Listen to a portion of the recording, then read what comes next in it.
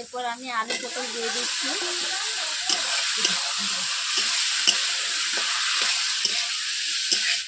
Hello বন্ধুরা, অনুভূলি cooking চ্যানেলে আপনাদের অনেক স্বাগত জানাই। আজকে একটি রেসিপি নিয়ে চলে এসেছি, আলু পটলের চিংড়ি মাছ দিয়ে রান্না করব। সকাল সকাল যেহেতু চিংড়ি মাছ নিয়ে চলে এসেছিলো তার বাজার থেকে, তাকে ছাড়িয়ে নুন হলুদ মাখিয়ে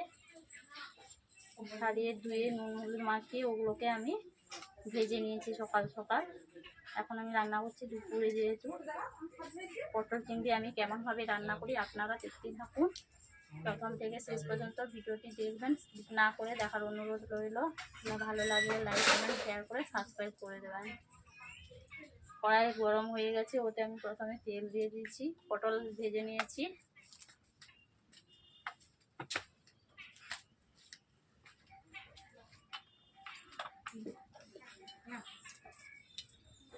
তেল দিয়ে দিয়েছি আগে থেকে পেঁয়াজ, আদা, রসুন, টমেটো একসঙ্গে আমি গ্রেট করে রেখেছিলাম, ওগুলোকে দিয়ে দিচ্ছি তেলের মধ্যে।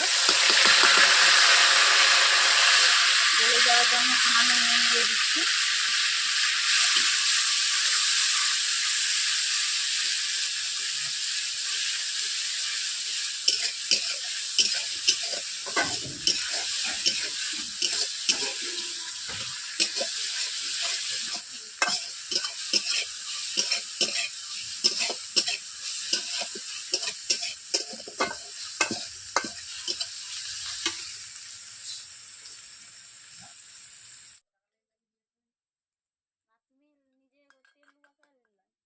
বন্ধুরা, আমি লঙ্কা গুঁড়ো দিয়ে দিচ্ছি। এরপর দিয়ে দিচ্ছি হলুদ গুঁড়ো।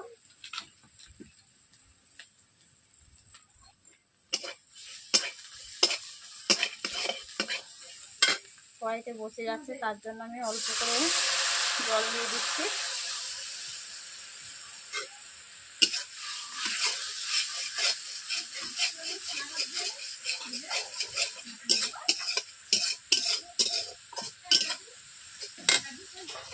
এভাবে জল দিয়ে আমি 5 মিনিট কষিয়ে নিচ্ছি মশলাটাকে। দেখতে পাচ্ছি বন্ধুরা,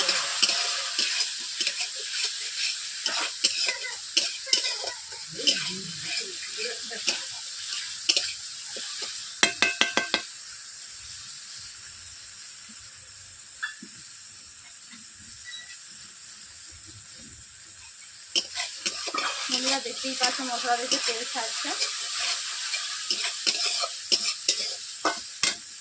এরপর আমি আলু পটল দিয়ে দিচ্ছি।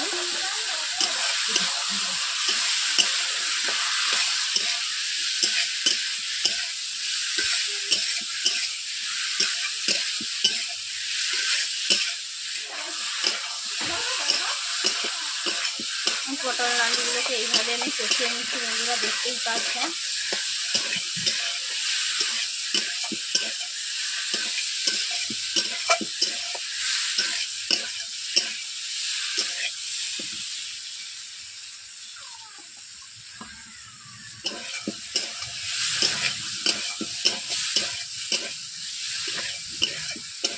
এইভাবে আমি 5 মিনিট কষিয়ে নিচ্ছি। পটল আলু দেওয়া হতো,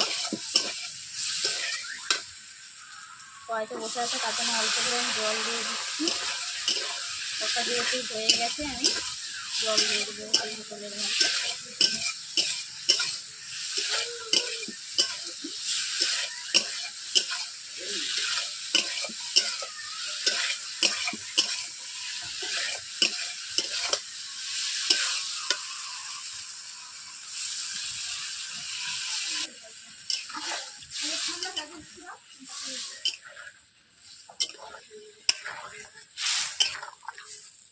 জল দিয়ে দিয়েছি।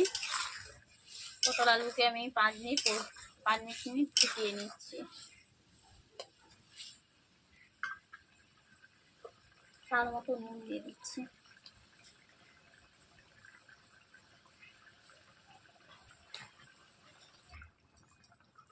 বন্ধুরা, আমার ঝোলটি যেহেতু ফুটছে, তাতে আমি ওই চিংড়িগুলো দিয়ে দিচ্ছি। আগে থেকে চিংড়ি মাছ এনে ছিল, এগুলোকে ভেজে রেখেছি, দেখতেই পাচ্ছেন আপনারা বন্ধু। এগুলোকে দিয়ে দিচ্ছি।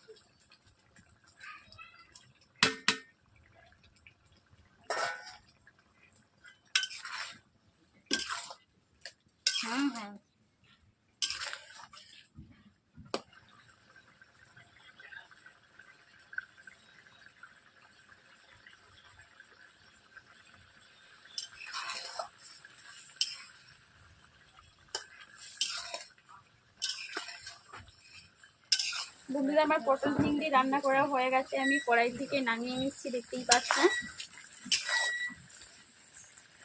এইভাবে আমি পটল চিংড়ি রান্না করেছি। আপনাদের যদি ভালো লেগে থাকে লাইক কমেন্ট শেয়ার করে সাবস্ক্রাইব করে দেবেন। আমি যেমনভাবে রান্না করেছি আপনারা এইভাবে বাড়িতে এরকম প্রসেসে রান্না করবেন। কার কেমন হলো আমাকে কমেন্ট বক্সে জানিয়ে দেবেন।